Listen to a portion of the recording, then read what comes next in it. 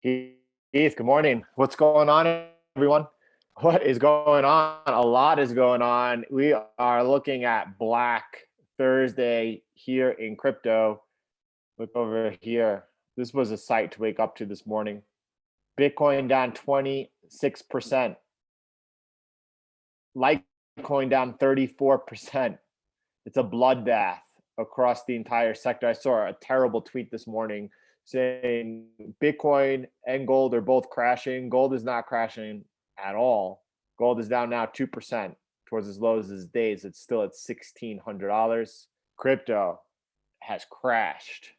More than that, we've taken out some really important levels, uh, and beyond that, even further, we haven't had one of those flash crashes in Bitcoin that we've seen before, where price retraces within moments. Is holding towards the lows of the days, and it looks absolutely ugly. As do the indices. Opening up, limit down overnight, down 7%, 7%, 7%. Trump's speech yesterday totally missed the mark in every account. He just really obviously let down the market, building up that they were going to be actually adding some type of stimulus, and then just completely dropping the ball. He's paying the price for that now, because the stock market and everyone is fascinated why Trump is so fixated on the stock market. It's actually the one thing that could stop him from getting reelected. That's why he's so fixated on it. We had the ECB acting this morning. Market is kind of undecided. You're looking at the euro US dollar right now. You're looking at a 2-hour chart, and you can see that we're currently hovering above the nearest support, about 30-40 pips off the lows of the day. We spiked up above the resistance, didn't hold on the announcement. The press conference is getting started, or has just started a few minutes ago. We're just going to follow the price action. It doesn't matter what they say.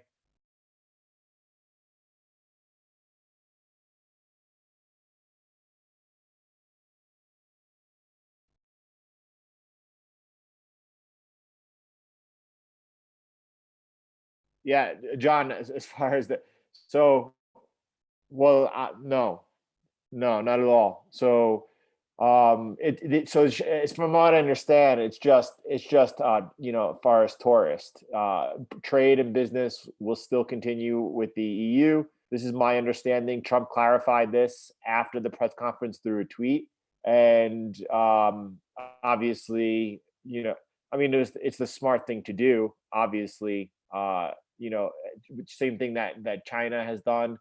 Same thing, almost, every other country that's going through any type of infections is doing, cutting off travel to hotspots. It simply makes sense. Why he's behind the curve on the crisis in the past few days. He's actually got up to speed, and is handling it appropriately, for whatever that means. Listen, guys, sometimes I miss comments because I'm focused here on the charts with you, and I'm not reading the comments at all. And if someone asks a question that doesn't get answered, and just please ask it again. Don't take it by any means personal, that for whatever reason I'm just not interested in what you're looking to discuss. It's just that I never saw the question. That's all it is.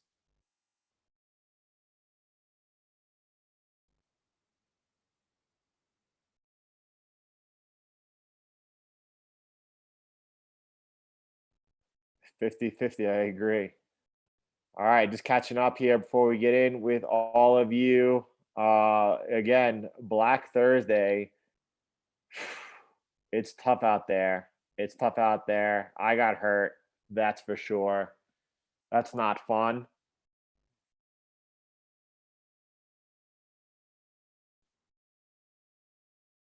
I, I to be honest, I didn't expect Bitcoin to be trading down where it was this morning, and beyond that, poof, Let's get going. So Christina started the press conference, and price remains in basically no man's land, right? Since the ECB has acted, price is exactly or almost exactly where it was. There's yet no clue. As far as the next clue, taking a position here, I don't know, Keith, if you were talking about the euro US dollar here, but it is entirely 50-50. You have no edge yet. The only indication you can follow is price action, and it's spiking up here when they didn't cut the rate. It went ahead and initiated some QE, some litro. It price spiked back down. So if anything, you can lean towards the bear side. The market's going to be forward looking. The market's always forward looking. The attention is going to come off the ECB as soon as this press conference over. It's going to run over to the markets. I noted yesterday in the live stream that what was happening was there was a disconnect now between the euro and the S&P, which has been so tightly correlated for about 30 days, where you were seeing with the markets down, the dollar actually stronger than the euro. That didn't hold up last night after Trump's press conference. When the market started selling off 3-4%, you saw a spike in the euro. We traded, actually, here it is. We traded up here to 1.132. And then since then have traded back down. As far as that type of correlation going forward from this point on, I have no idea. We have to watch it and see what happens. I obviously think that the market is going to be forward looking right now. The market is screaming to the Fed, which is already pricing in 100 basis points rate cut. We'll be back at zero, and that's probably not going to be enough. Does the Fed act before its meeting on Thursday? I'm sure they do not want to, but it doesn't mean they won't. And then what we're looking at is, the market, whatever, even if there's a bounce, I'm sure is going to fade it again and is going to be really pushing for the Fed to come in with QE. We've been talking about for 12 years now, the end game will be the next time the Fed comes to act, when the market doesn't buy into it and there's a total loss in faith in the central banking system. Is that where we're headed? Probably. And it's probably the plan all along, as I have noted that the plan of the powers that be is to go ahead, crash the system. The IMF's going to come to the rescue. Don't worry, we could save you. Last time it was, you have no choice but to do a $700 billion bailout. This time it's going to be, listen, we have the central bank digital currency. We're going to go ahead, it's backed by the SDRs. It's backed, portion by gold. It's a basket of currencies. This is the answer to the financial system. You have to go ahead, exchange your currency for this, and everything is going to be okay. People who are going to have all supply chains backed up are going to be begging for it. Yes, please save us with the, as they hand us the solution that they engineered from the beginning, and everyone is going to willingly sign their slave certificate as the world government takes over with complete tyranny, controlling the currency and every aspect of it. And if you think getting deplatformed for Twitter or YouTube is bad or wrong, wait until you're cut off from the financial system. Welcome to your future.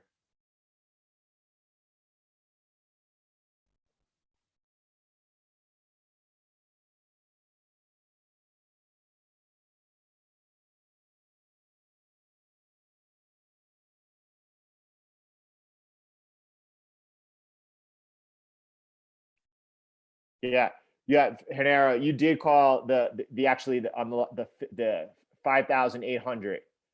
That's the number you called on Bitcoin. When I saw it this morning, I was like, you know what? I thought we were going down. The 6,000 could be the low. Hanera did say 5,800. That's where you're on the record. And we're there right now.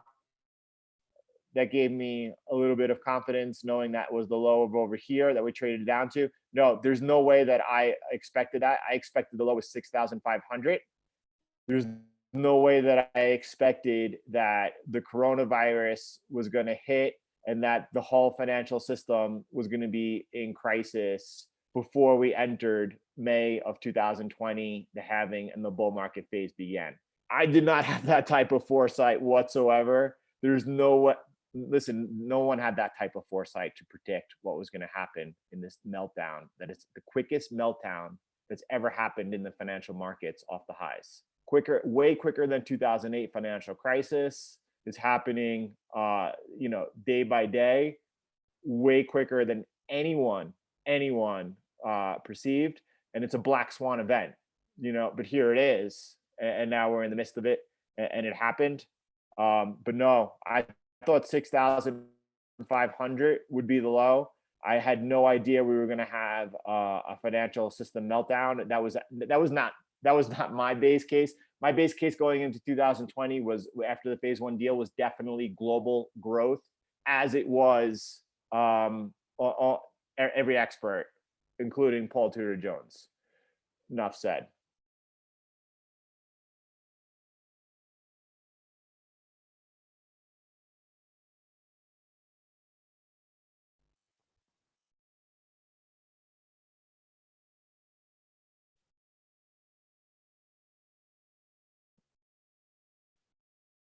But at this point, I'm sure a lot of people think Bitcoin's going down to $1,000, going down to $3,000. I'm sure a lot of people think that. Maybe they're right. Bitcoin's never been tested in a financial crisis. Bitcoin was born out of a result of the financial crisis as an alternative system. But the same way that gold got demolished during the 2008 financial crisis, down 30%. And then from there, as soon as the Fed began QE, went off to trade all the way up to $1,900, an enormous bull. The end result is going to be the same thing here with Bitcoin.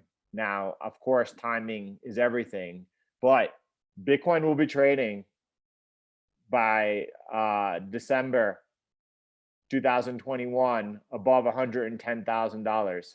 So if you think that 5,000, 4,000, 3,000, or 2,000 really matters, then we're not on the same page.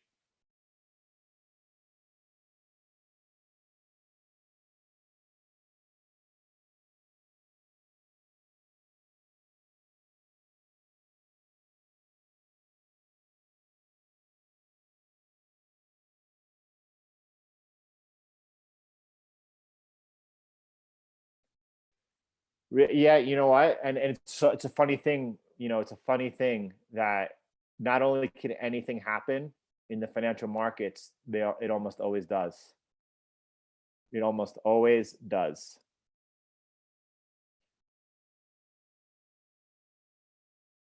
Keith has been mentioning that for the first time on the log scale, for the first time in history, this trend line, is this the trend line? Let's go back further. Yeah, it goes back even further.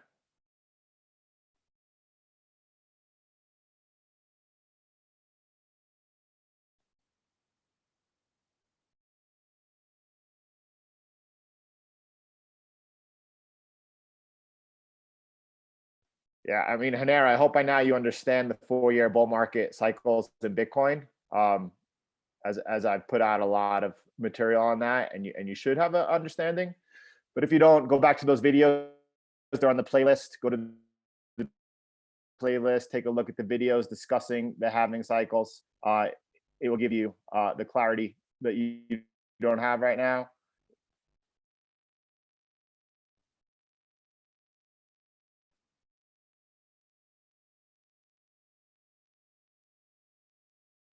All right.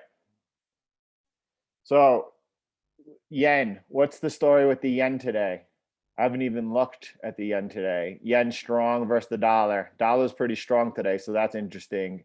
Demolishing the pound over here, demolishing the New Zealand dollar. Yen is obviously in beast mode. If anyone looked, the Mexican peso is getting destroyed versus the dollar, up 22, traded as high as 23 earlier today. Euro trading near the low of the range of the day. It's got this important area over here. Listen, we were expecting, and I'm not sure it's going to happen yet, but we're looking for the dollar. We're looking for the dollar to trade back above 100. We're looking for ultimately to trade much higher. In a crisis situation, this is a dollar-based system. Expect liquidity crunch. Today's a day. The credit markets are about to fall apart.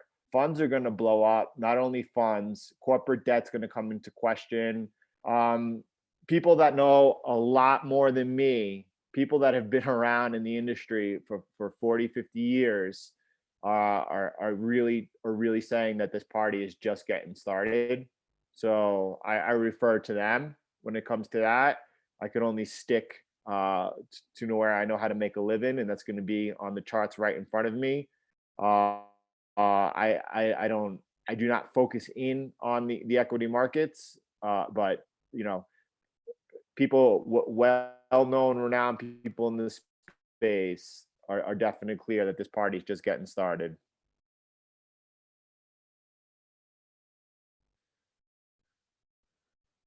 We'll start with the pound dollar.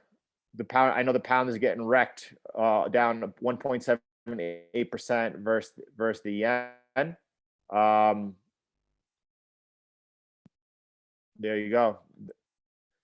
I mean, the dollar is just being the dollar right now. It makes a lot more sense than what we've seen. So right now, taking a look at the pound US dollar,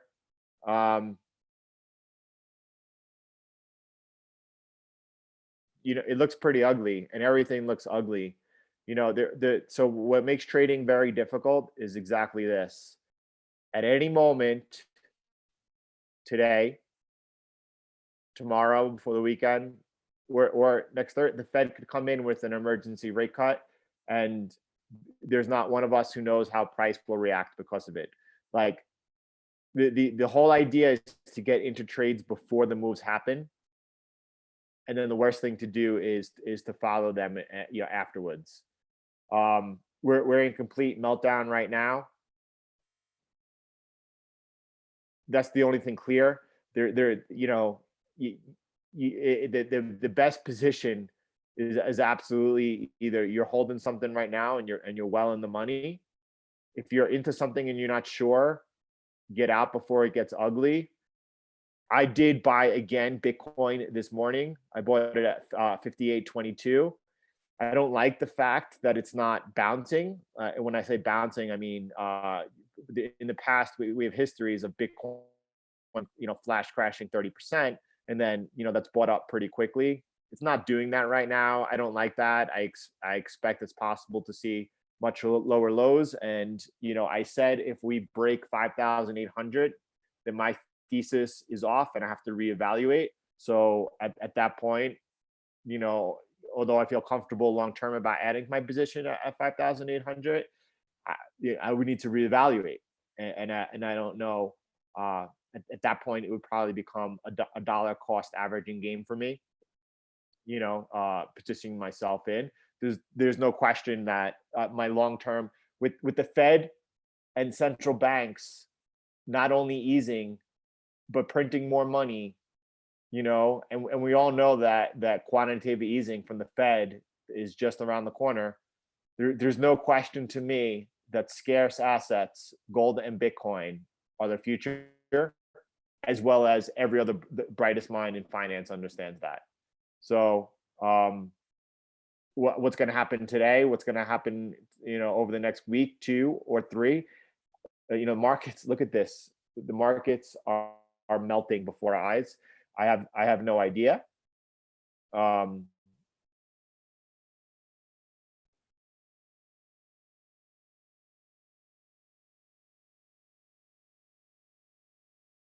Wow, MHB, that's insane. So just let me pull it up. I have no idea.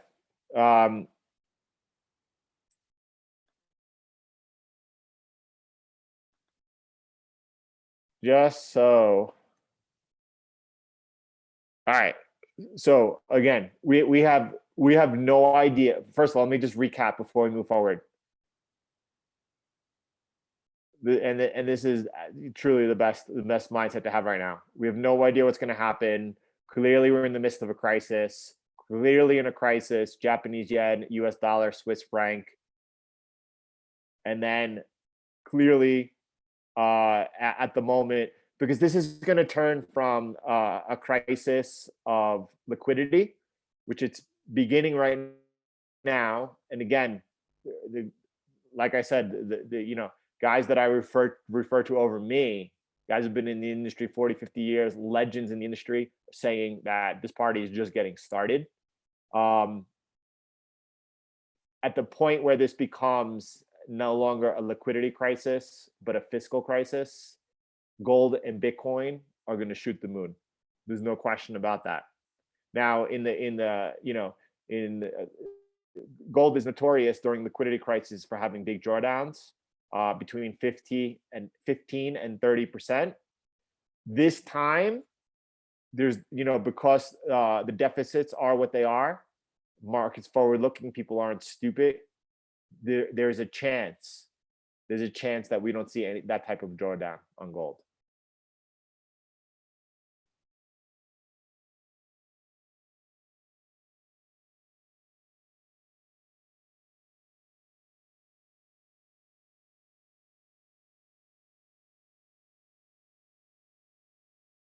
Wow, Daniel, I would like to take a look at that also. I mean, pound Canadian. Wow, why is the Canadian dollar so strong today? Pound weak. I mean, so I mean, it's a tough one. Pound's also running up twin deficits. UK is also running up twin deficits. Right now, though, I don't know, to be honest. Coming down here into this area of supply, right over here, we're right now towards support, right heading into the support, and then we have a big area of supply. These are abnormal trading conditions. So number one, the ranges are enormous. So number two, your position size better be reflected accordingly. Number two is, scaling into positions is also a really good idea. Right now, the momentum is clearly against the pound. So, trading and catching fallen knives in this environment doesn't make any sense. Wait for that knife to fall on the floor and then go ahead and walk over and pick it up. But this looks ugly right now, right? We all know our view on the Canadian dollar. Look at this though. Why is the Canadian dollar so strong today? Again, killing the Australian dollar, killing the pound. It's not. Look at this versus the yen. It's only down 0.2% versus the yen. So I have no idea what's going on there. If anyone has any type of idea or insight, please shed it. I have no idea.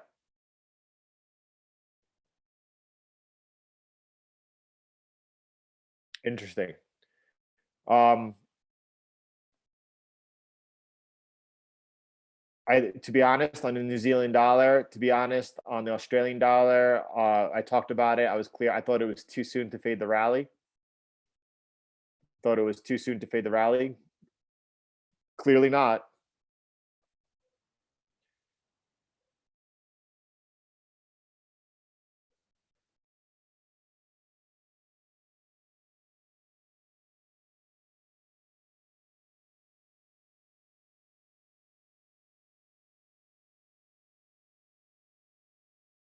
And then we're looking at, let's see, US dollar, Japanese yen.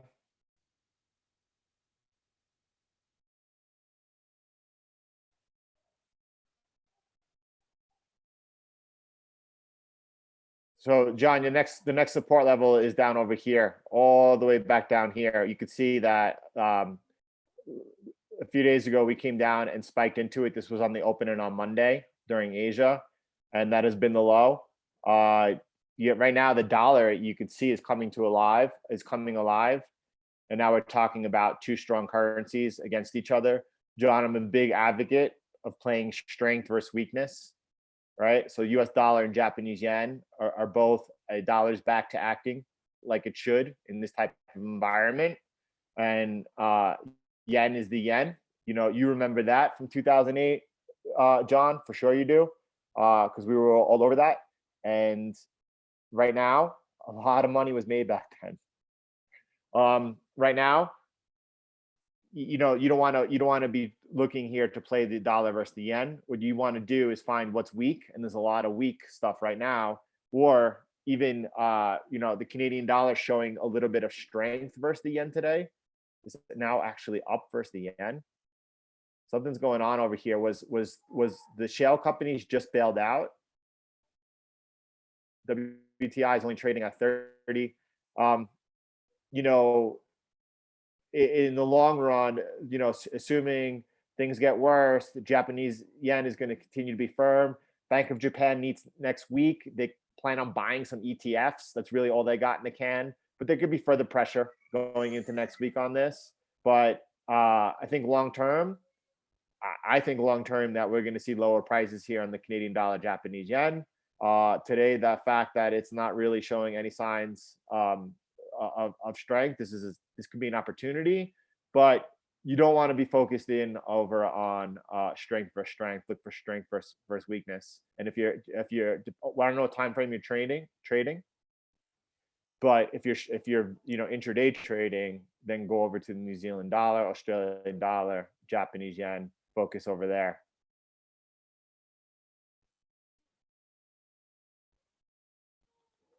See, Peter, there was no selling allowed on Chinese Shanghai, so that's been a huge advantage when people are not allowed to sell. Obviously, their market is now well outperforming the U.S. markets. This is over here the crisis. They said, this is when the markets opened back up. When was the date, Peter? Probably right here. I don't remember the date, but you're not allowed to sell. Only funds are allowed to sell when people are exiting the fund.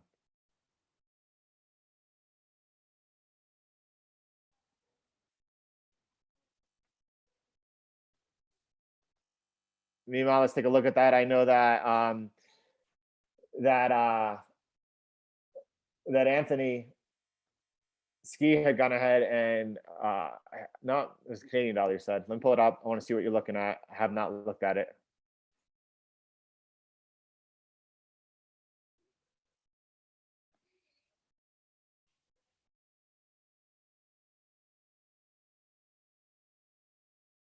Wow, Nima, if you have a chart to pass on to us of what you were looking at when you took this trade, I would love it. If anyone has a chart link they want to share of a trade they're involved in, why they got into it, we would love to take a look at it.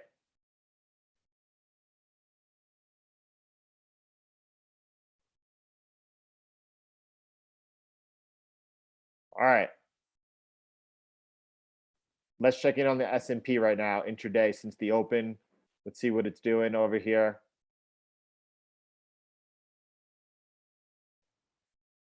I think 23 is a level, an important level.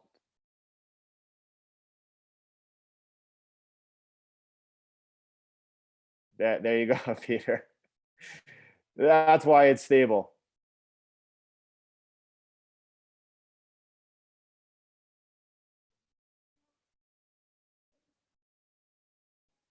That's why it's stable. All right. So, Monero, yeah, definitely. If you have an idea that you want to share, or if anyone has a chart that they want to share, or you want me to pull up a pair, please do so. Definitely. Mima, if you have targets that you're looking at, definitely let us know.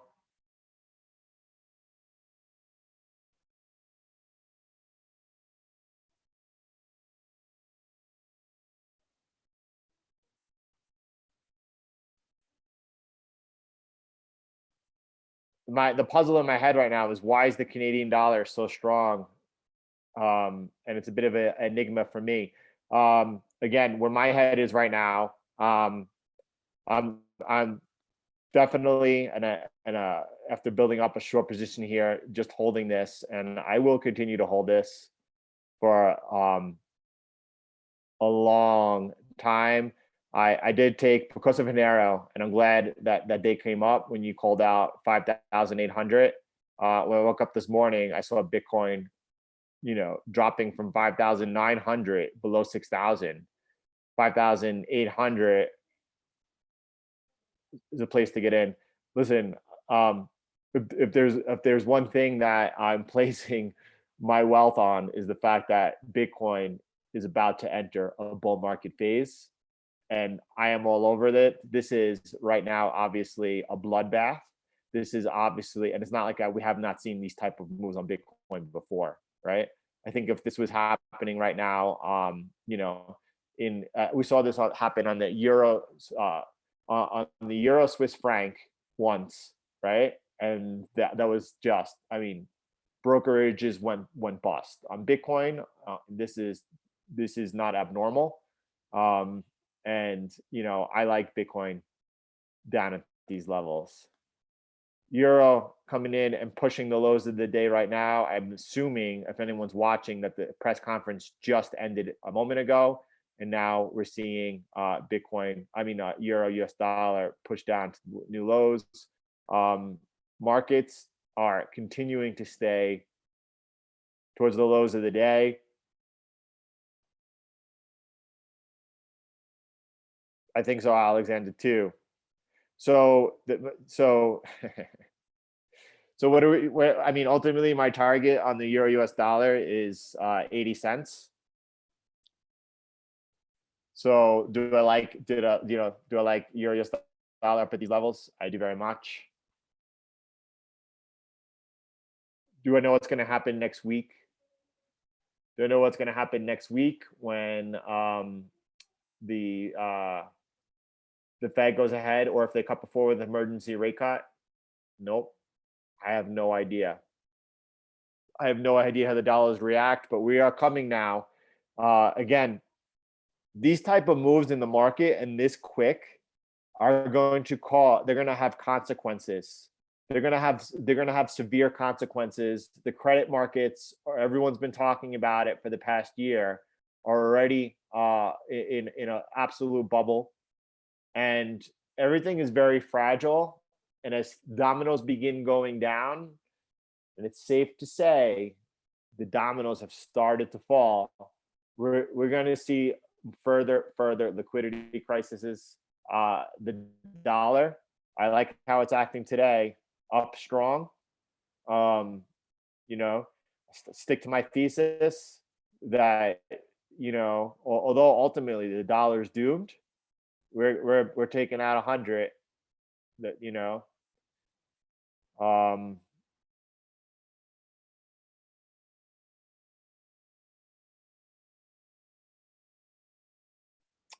but short term, what's my target on the euro US dollar?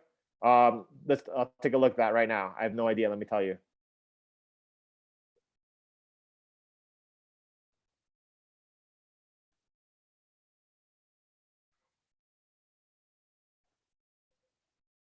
Hanera, thank you. I'll send that up. I'll pull that up in just a moment after we take a look at the euro US dollar. So short-term targets here for the euro US dollar. I think it's down over here where I have this little blue area of supply. We got obviously pretty strong support down at 1.10995, where my mouse is right over here. No doubt about it. We cruise through there though. I think this is the whole number is an area to focus in on. Let's see what you're looking at.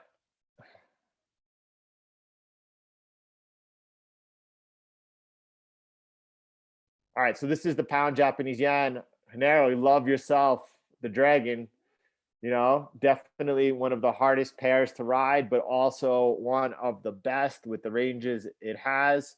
Clear downtrend, 30-minute chart. Anyone looking at this chart, right? Clear downtrend. Bearish momentum, good mode. I like how this chart is marked up. Let's take a look at it. Over here, you could see this area was support. Then when the support broke, it came back, tested as resistance. This is our go-to setup, right? You want to make money, do this all the time. Break of support level, come back down, test that broken support as resistance, check. As it resumes down, there's your money. He had the H-hour demand zone over here, support level. That would have been to take profit. All right. Let's see.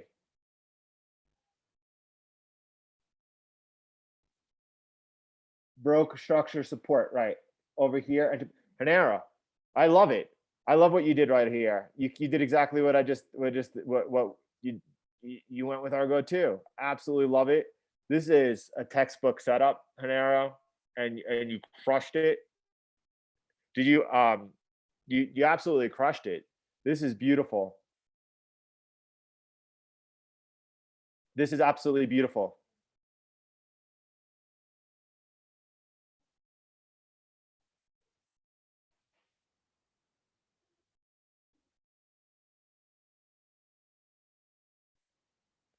Panera, beautiful trading.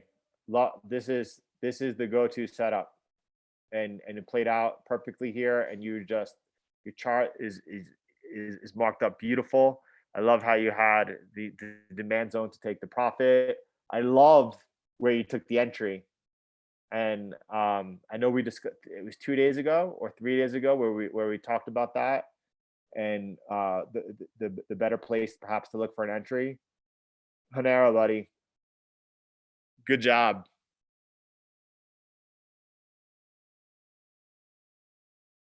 There we go. Finding my Canadian dollar falling here against the euro.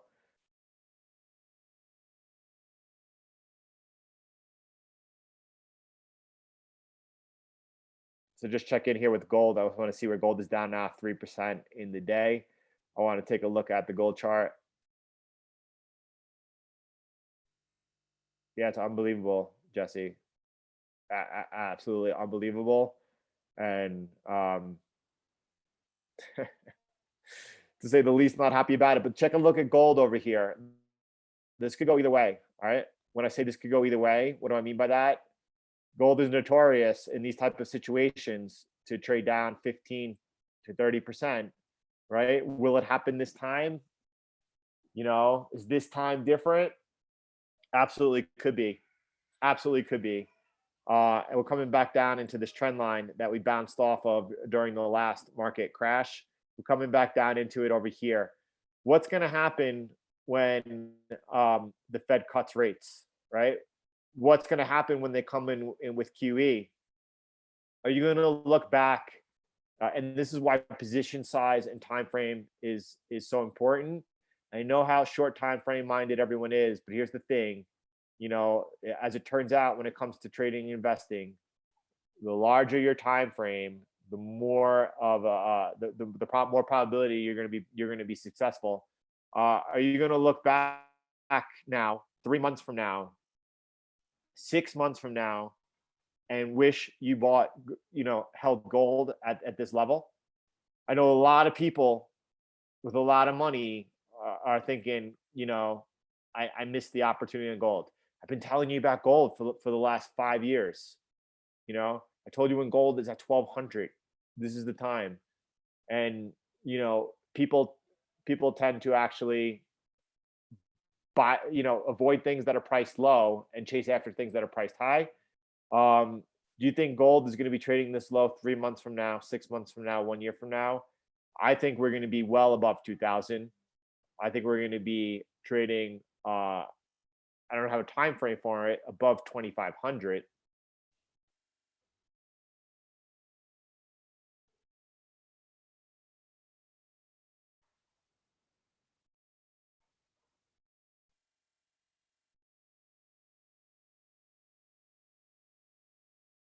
Hanera, totally helpful, but Hanera, that is, and I've been clear about it. You could use the setup I teach on the 8 hour in any time frame. There's 100% the setup, the go-to setup. If you all excuse me here for 1 minute, please.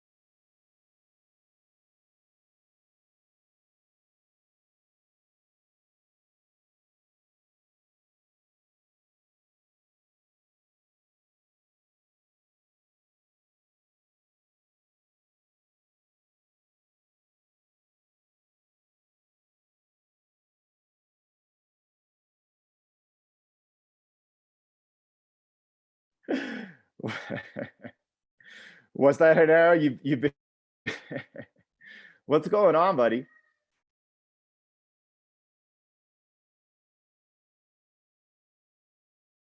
You think mentors that you follow? I don't know, man. I'm so glad that you're using the setup that I've taught you, enforcing you, and reinforcing you that it's working out. That's awesome, buddy.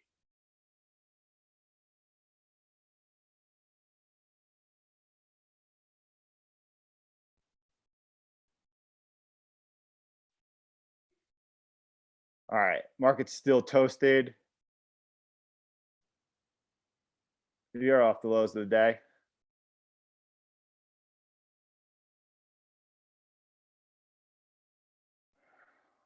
It's is you know why I it's hard to say. Is today a fire sale day?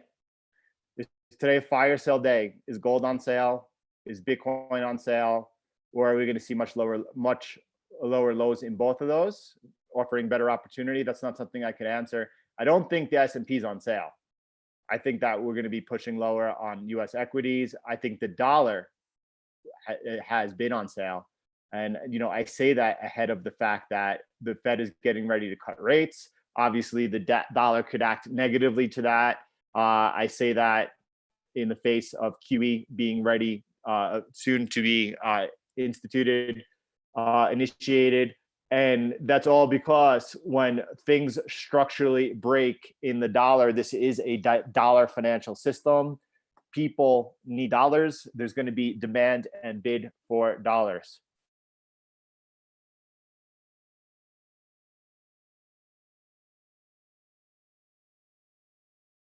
Absolutely. That's what we're here for. That's what we're here for.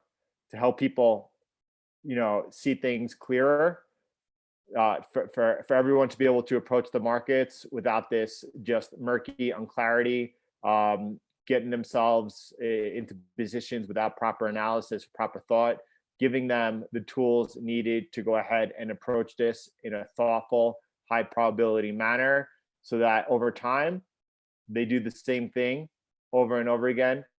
They're going to make money. It's just a question of simple, first of all, work ethic. Number two, patience. Number two, foresight. And then number three, people always talk about discipline being such a factor. And, I think that's largely because they simply don't have something that works. It's amazing once you find a system, a strategy that works and that you trust in over time that is going to be profitable, how easily it is to be disciplined.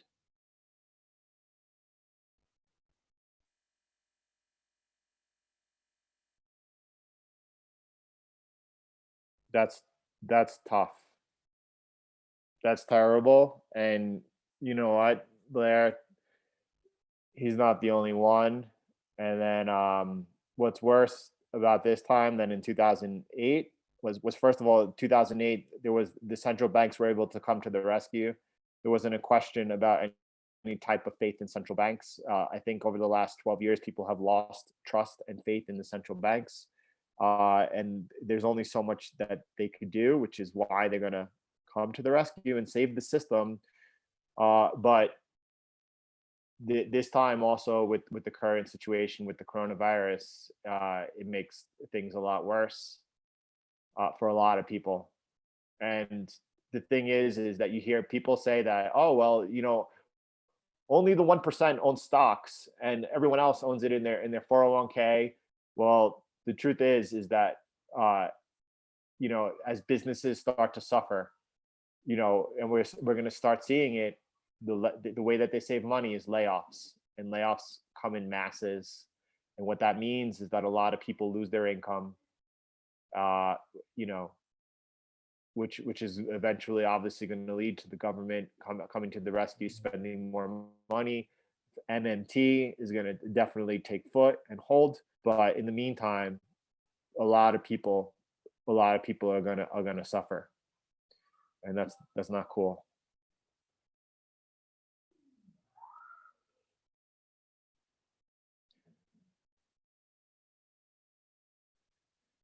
I mean, Jesse, I don't know. I saw some brilliant trading from you over the last 2 weeks, and then I saw you this whole week as I have been on the side. You know, I want to be really. I just want to really be really clear. I wish that I was not on the side. I wish that I had the foresight to see these huge moves that have occurred, specifically against the New Zealand dollar, Australian dollar, the ones that me and Jesse were focused in on. But after taking and seeing such extended moves, I didn't think that it was really too smart to be looking to fade those moves again to the downside. Of course, I'm wrong, but I'd rather be wrong and not losing money, you know, than wrong and lose money. So it, it just pays to have to be smarter. There you go, Blair. I'm glad you're,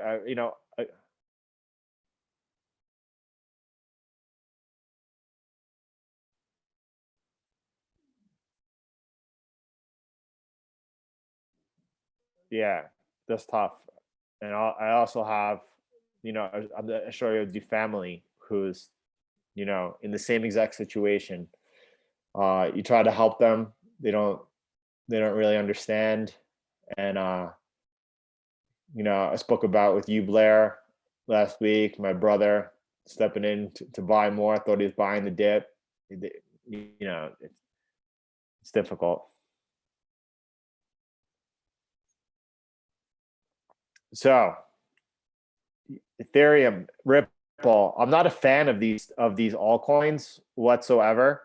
However, even EOS, you know, these things are getting to be at pretty attractive prices. This right now, Ripple's trading where it was, I would say somewhere around September of 2017.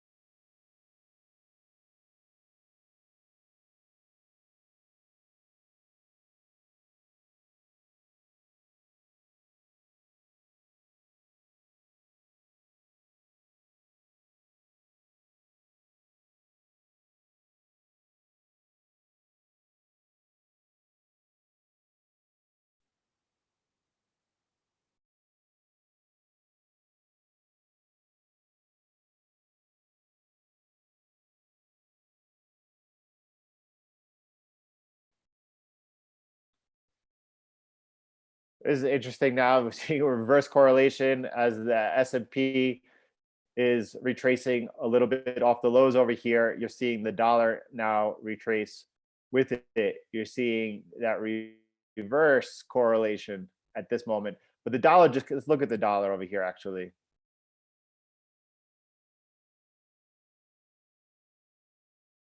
It's a pretty bull move now. Dollar back reclaiming. This was a really important area for the dollar, and to reclaim it was really good. Stay above it, super bullish.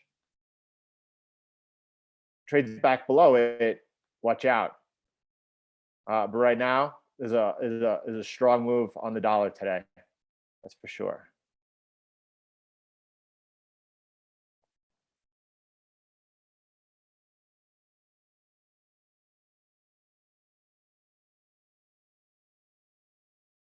Or not. I mean, that's what happened it took quite a long time. for people to about 10 years for people to regain the money they lost in their portfolios during the last crisis. But if you look at so who knows what happens with the equity markets? Do we go Venezuela style and the dollar, ultimately get devalued? And when that happens, does is the S&P trading at ridiculously high levels, as is the Venezuelan stock market, but the currency is worth nothing? That could very well happen. Or do we go the style of Japan, and they've never recovered their highs from the late 80s, early 90s in their real estate market or in their stock market yet, right? We don't know what happens going further, but it's been now 30 years.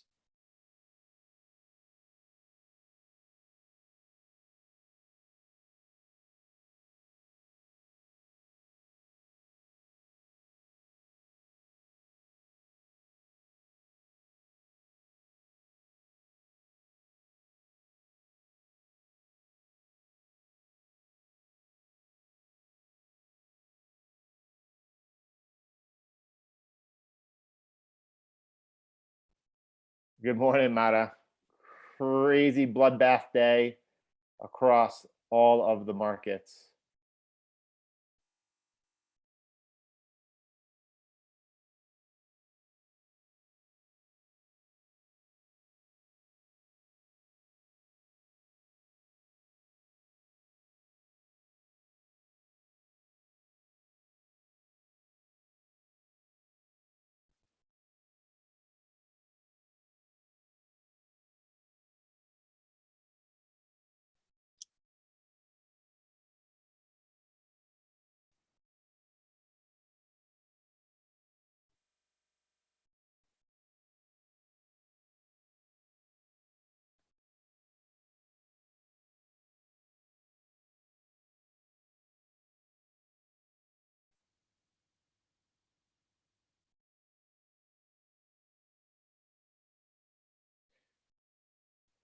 I don't even feel like it's worthwhile at this point right now, going through the pairs and finding out what's going on. I feel like it's a better view just watching this carnage and damage taking place and waiting for a better opportunity over here.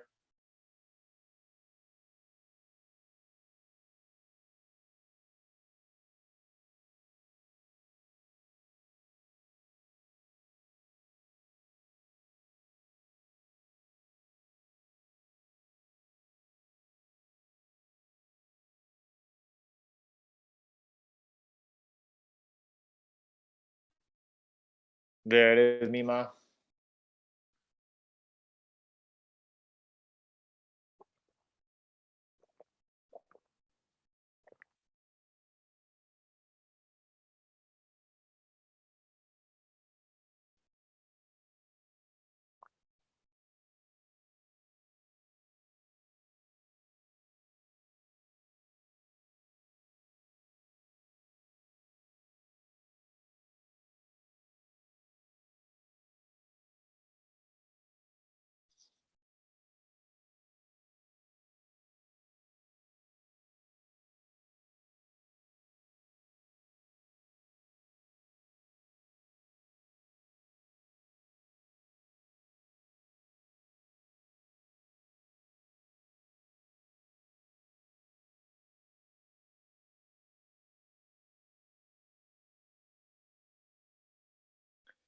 That's a tough one, Wilford. I mean, the Fed repo has been extraordinary. Something's broken. We have no idea truly what it is. What happens when these credit markets implode and we see some giant companies go down, and with it some giant funds? Um, I have no idea.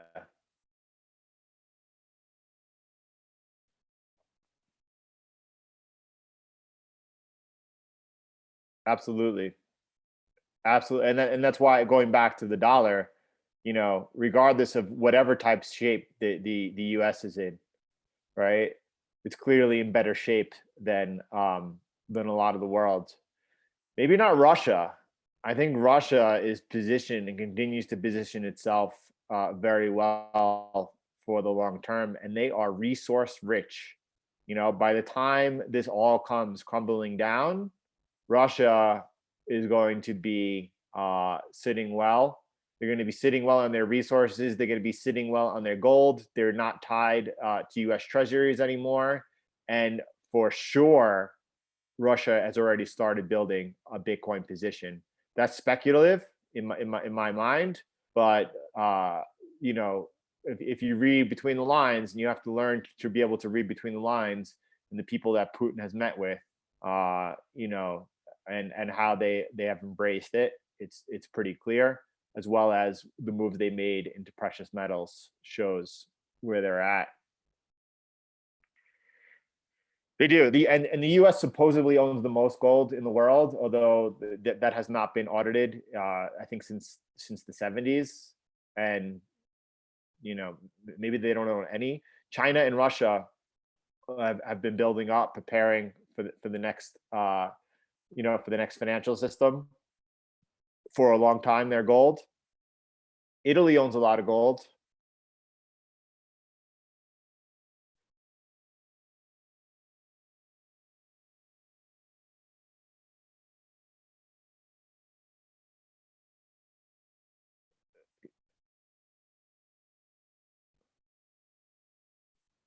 It's hard to say. You know why? I don't have an opinion, Jesse.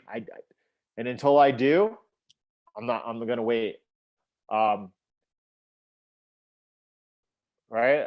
I have obviously my position on Bitcoin, long term position here on the Euro US dollar. But as far as my normal trading, I'm stunned.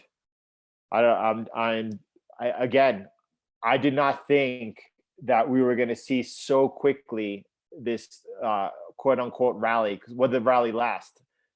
Did it last 24 hours? I was looking for bigger retraces. Hindsight is always fantastic, and coming back into hindsight, right? When the New Zealand dollar came up to here, I didn't understand why you guys were getting bullish over here.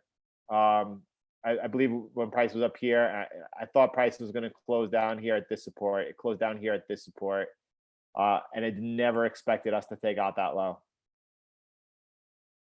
And here we are. Pressure's back on, right?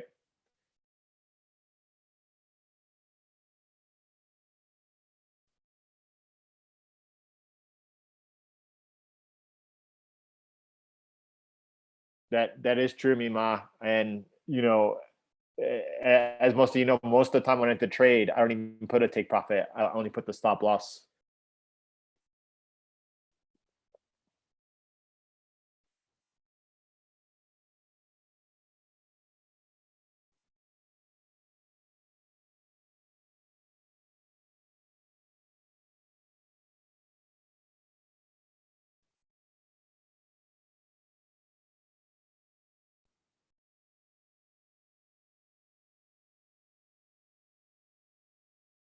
We are in the midst of it, and this has happened so much quicker than 2008. So much quicker. And the scary thing is, is that we haven't seen any casualties yet that we know of.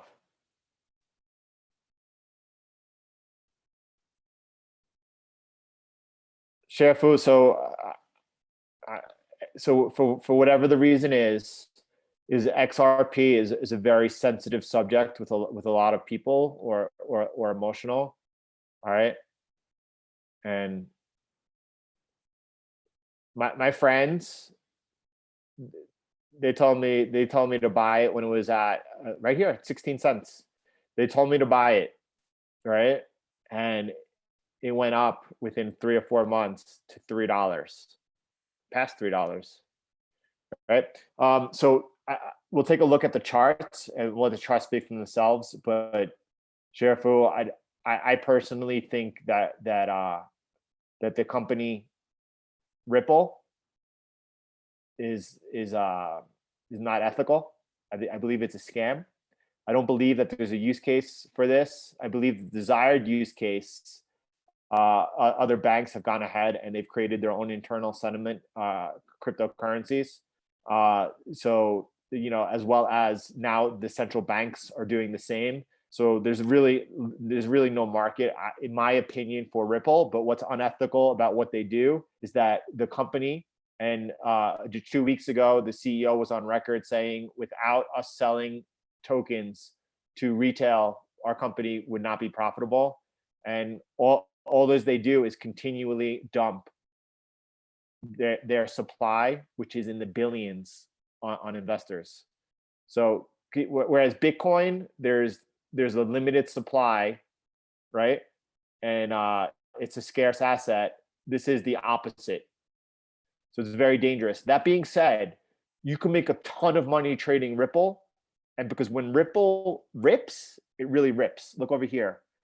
Look over here when it went from 29 cents. This is a 100% gain in a couple of months, right? And that's not even it ripping, right? Look at this gain over here. It went from, again, 30 cents, 250% return in days.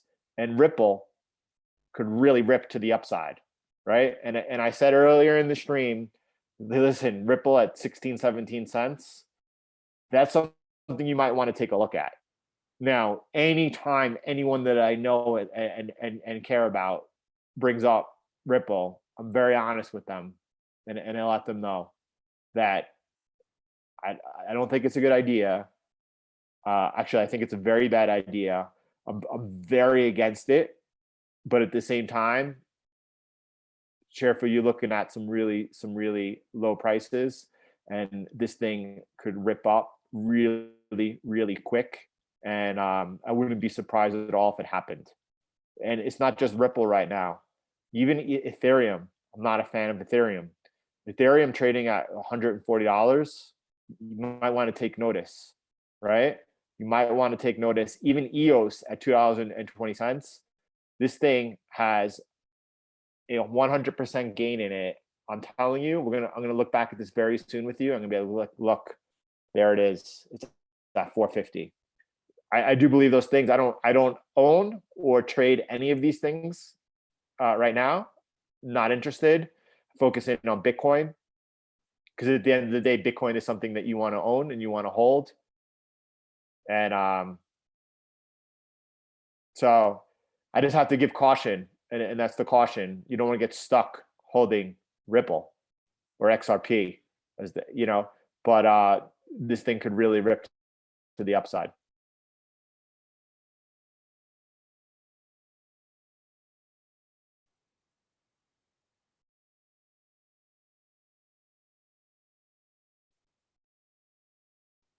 Yeah, Martin, that trade is taken off today, and this looks good. So, as you all know, whenever I'm in a trade, what I like to do is think of the risk to it, the trade.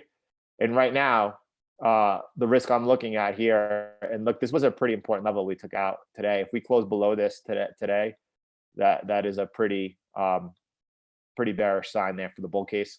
But what I like to look at is the adverse risk to my position, and right now that is the fact that the Fed could do an emergency rate cut any moment. Number one. Number two, they're meeting on Thursday, and they're expected to cut rates. Now, I look at the risk of that also. The risk to that is the Fed underdelivers. The market's expecting a pricing in 100 basis point rate cut, and what happens if the Fed cuts 50 basis points or 25 basis points, which everyone is saying is impossible, and it's assured a certain thing that they're going to cut 100 basis points. Well, what happens if they don't? The dollar is just going to rocket to the upside. So you got to look at all the different risks to every situation when you're taking a position like that. A lot different, right? If you're sitting there trading a short time frame, you don't have to worry about all those things. John, yeah, I mean, and man, Can you imagine when XRP was trading at $3? Because a lot of people got in, well under $1, under 50 cents. A lot of people did trading up to $3. I don't know anyone that sold up there though. They held it. I had one friend who was trading with a foreign exchange broker holding Ripple, and he was actually long Ripple or XRP, and they told him, "Hey, listen, we gotta exit your position because if it keeps going, you're gonna bankrupt us." So he got out, and that worked out well for him. But my friends who had big money in it, they held through it, and they're still holding. And over the past 3 years, every time I speak with them, I ask them, "Hey, did you sell your XRP for Bitcoin yet?" DJ, where have you been? What's going on, buddy? Yes, that's true. And that's, yes, DJ. I just want to build off that. Like when I say this thing could rip, you got pros behind this, and when they want to rip it, and they rip it to dump it, okay, that's the truth. But they could rip it, right? And they know how to do it. And when it rips hard. And but the reason they're ripping it is then to sell into retail, because this thing starts going up. We said it before. When things are going up, people like to buy it. When things are down, today everything is down. People don't like to buy when it's down.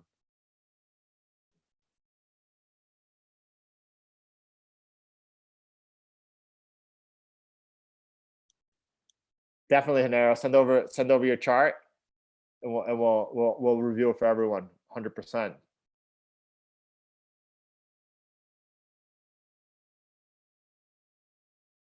Yeah, I mean, so Thomas, and this is above my pay grade. I'm not talking about Boeing, because I would imagine that the government will come in to bail out Boeing. They have to, right? There's no question about it. The government has to come in to bail out Boeing. Listen, they bailed out Ford, and Ford is not nearly as important to the U.S. economy as Boeing is. So there's no question about, yeah, people holding stock in Boeing could get burnt, and that could also mean pensions. I don't know what they're holding or anything like that, but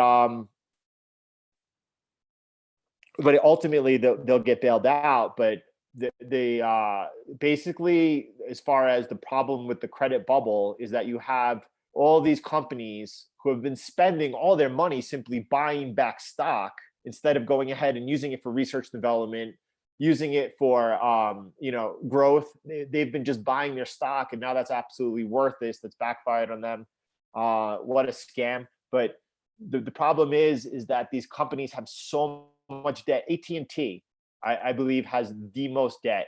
I don't know how much it is. If someone could Google it, I don't know how much it is. They have the most amount of debt, right? Yeah, they bring in a lot of revenue, so they can have a lot of debt. But a lot of these companies have debt, and they're rated. The problem is double A. And as soon as they start getting downgraded and the interest on that debt goes up, they're done. They're done, and it's a cascading effect. If it happens to one company, that's going to be the domino that ignites the fire. So when these people, who again have been the best in the industry for 40, 50 years, are saying that this is just getting started, I pay heed, and I believe them on that. CCF. It's absolutely normal for gold to drop in this type of environment where we're seeing liquidity. And to be honest, gold is holding up pretty strongly. You could see it down toward this trend line over here coming into it. A lot of people are scared because during the 2008 crisis, gold got rocked 30%. And there is definitely the possibility that could happen again. Where would that bring us down to? I did the math last night. I think it's 14 something. Look at this demand zone over here. So if you take the high, $1,700 and minus 30%. No, it's 1,200, right? So is there possibility that this is the breakout of the move? Is there a possibility that we come all the way back down here? It's a possibility, and that's what makes it so difficult. If it was easy, everyone would be rich. The possibility exists that we come down and we test this area of the breakout of this bull move on a liquidity crunch, right? If you go ahead and you were to position yourself accordingly, buy gold over here with the stop, I'm not, this is just hypothetical, but you have a stop in at 1100, you know, odds are you're going to be able to not only withstand whatever volatility happens, but that, a year from now or 6 months from now or a year and a half from now, you're going to be sitting extraordinarily pretty. That's, there's risk to the trade, but that's more of an easier trade to make. Now, is there the possibility that this time, if this crisis is just getting started, that we see further pressure on gold? Probably, right? Does 1450 look a little bit more attractive? If we traded down there, but if we're trading down there, everyone's going to be really scared. They're going to think it's coming down lower. Even right now, is the possibility that this time, that all of a sudden this switch from a liquidity crisis to a fiscal crisis, it could happen at any moment. It's not an easy game to play, and you really got to start. The reason I'm going over all these hypotheticals with you, because this is how you need to think before you take trades in this environment. All right.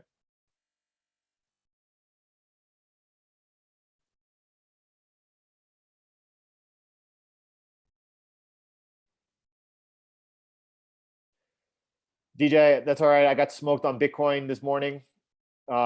Smoked on Bitcoin. And yeah, can you imagine? DJ, this isn't funny, and I'm doing this more for my benefit than yours. Sincerely, DJ, this is about me, not you. But when you were in the position, right? And then I said we were going to be trading down at, I said right here. I don't know what I said. I don't know if I said $26 oil or 30 oil, but and I never expected that would happen in 1 month. I was thinking maybe a year, but man, this was, Peter. We've talked about how do you know how long to hold a position, and that's the one of the most difficult things in trading. And if you've noticed over the last 3 weeks, I've pointed out all of my failures, and my failures over that time period were actually on some of my highest performing trades of recent time. But at the same time, I left so much profit on the table, and there's no magical answer to that. There's no magical answer how long to hold the trade. But one thing is for sure, we all get rid of trades that we should hold too soon. That is for sure. We all get rid of trades that we should hold too soon. And it's so difficult to know how long to hold the trade, and you never want to give back profit. And all of us, when we're into a trade that's into really good profit, Jesse, you and I did it last week, 2 weeks ago, on the Australian dollar, Swiss franc, New Zealand dollar, Japanese yen, New Zealand dollar, Swiss franc. They were in such profit that we took the profit. I got shook out. Oh, Powell's going to come to the rescue. We all got to learn when to push our trades, and there's no easy answer to that. It's so difficult to know when you could give a trade room and how long to give it. But one thing is for sure, we all give up on good trades too soon.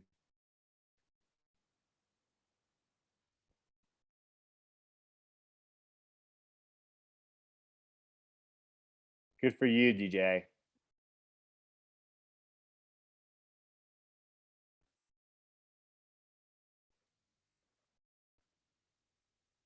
Yeah, let's take a look here.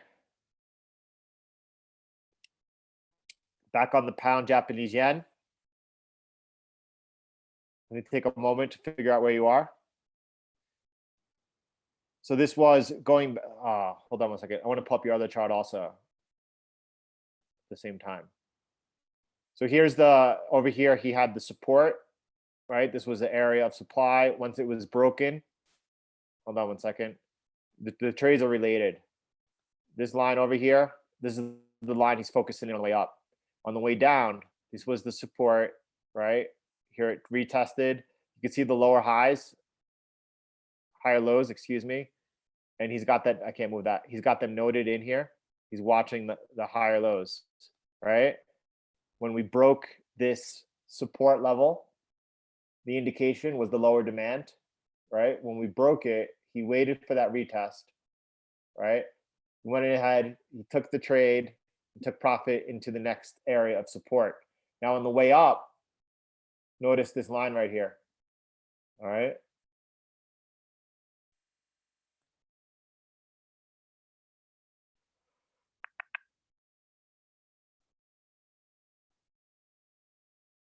On the way up, this is that, bear with me, huh?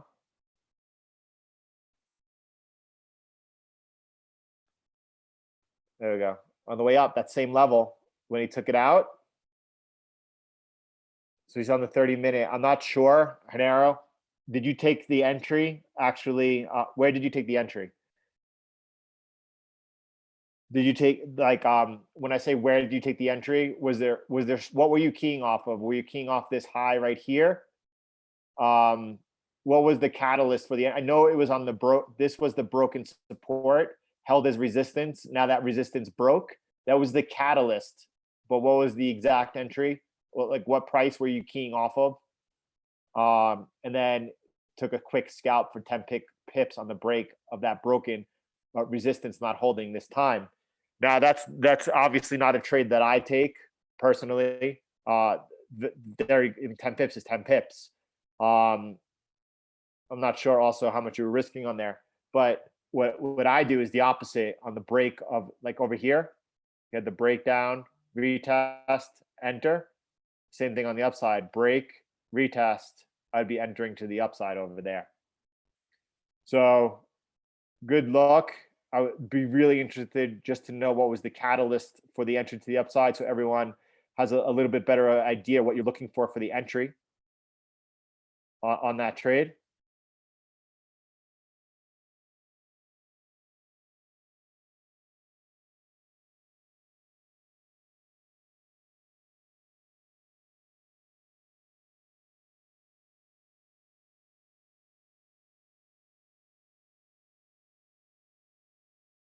The close of this candle. Okay, so that's a good.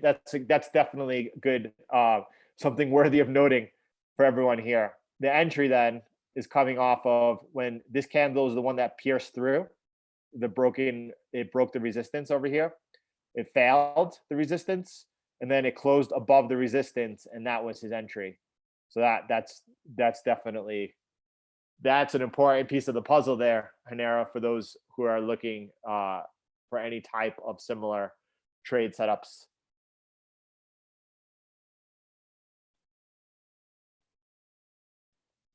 Good job.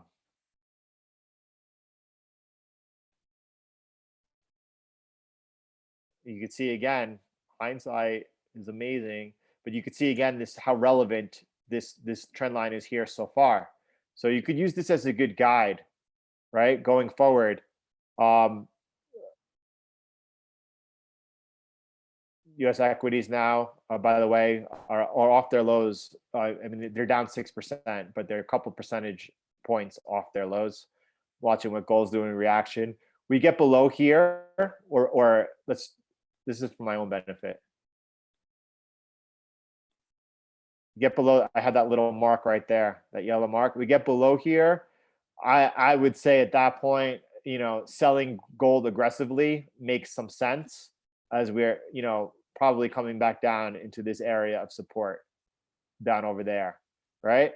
But why we're above this trend line, it's so hard buying on a day like today, but that looks like a buying opportunity as that trend line on gold holds, right? Bitcoin has not really bounced yet.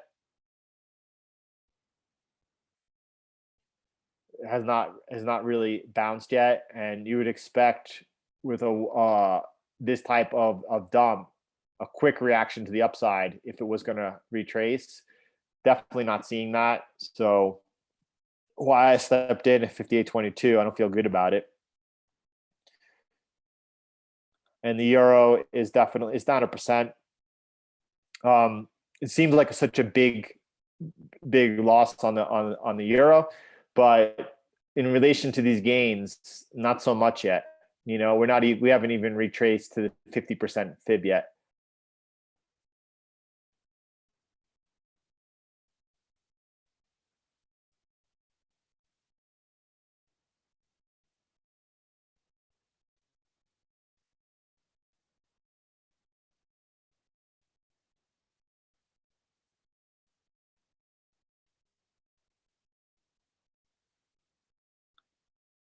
Yeah, I like it. Not that I like it. I like that it worked out. I'm a big fan of not trading breakouts, but actually waiting for that retest and then resumption.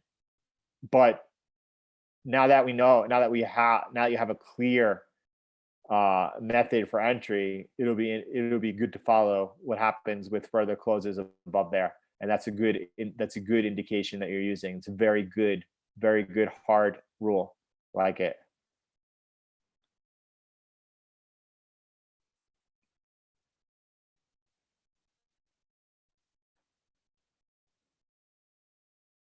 And just Hanero, what are you using for your stop loss? Um,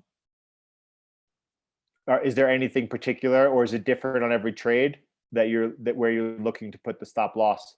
Is it a certain? Are you using day trading like a 1-to-1 ratio? So if you're looking for 10 pips, is your stop loss 10 pips as well, or are you looking to place it at a certain point of the structure?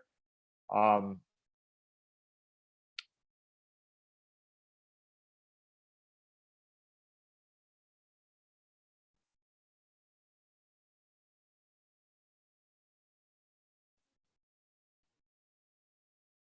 no, I'm not sure. We Googled them last week. Obviously, I'm not. I don't know. I don't know the specifics of that. I didn't know them last week. We Googled them up while we were on the live stream. But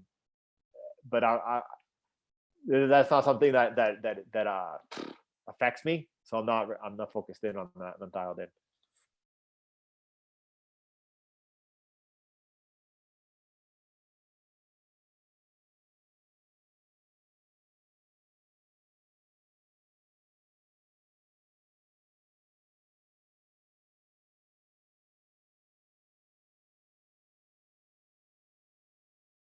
Beautiful. There you go. Fine. All right, Hanero, back on the same page. I had a feeling if you were looking for 10 pips that your stop loss was probably a 1-to-1 ratio. Yeah, and so some people are like, you need a 3-to-1 risk reward. No, if you have an 80% win ratio, a 1-to-1 ratio is beautiful. Beautiful. You're making money.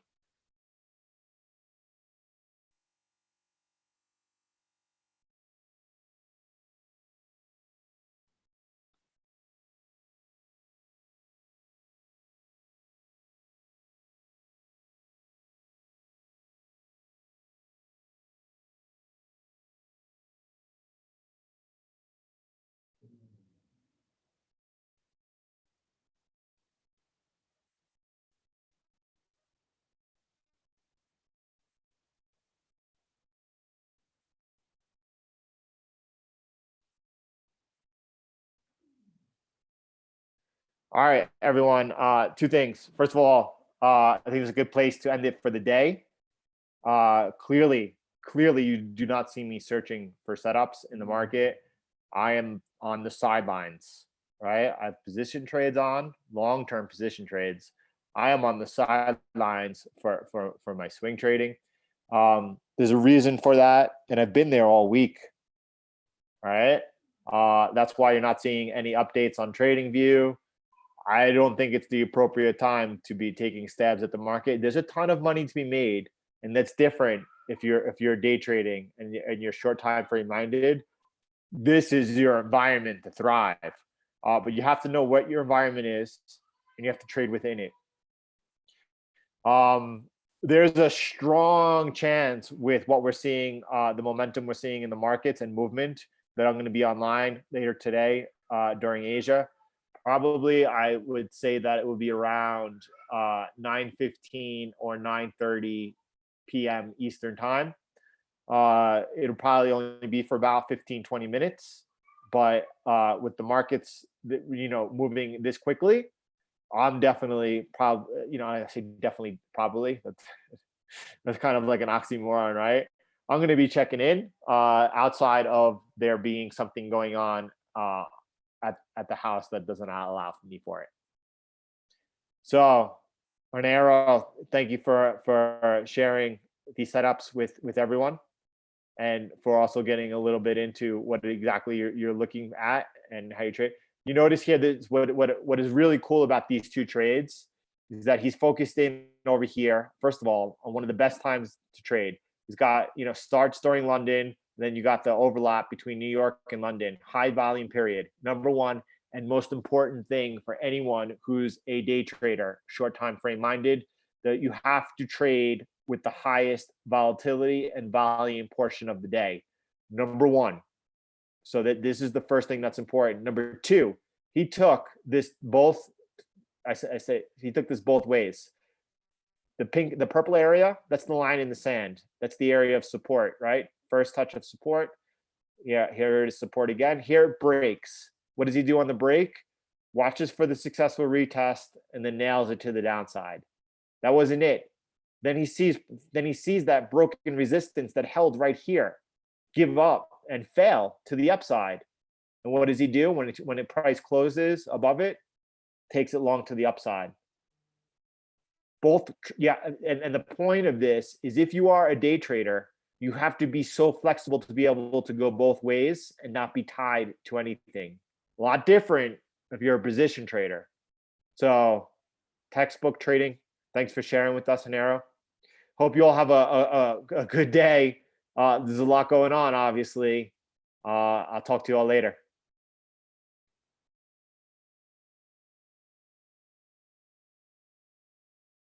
Yep. Let me throw those in before we get off. Hanero. So that's okay.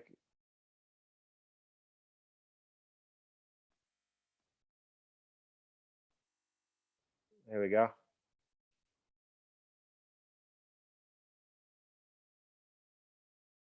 Thanks, everyone. Why you step away and did not hear? Hanero, this the timestamp on this was 92 minutes.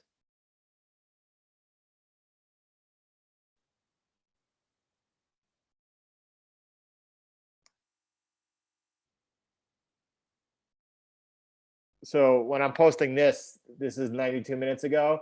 So it was probably about 90 minutes into the live stream. Please, once this publishes, go back and listen later. I want you to hear what I said.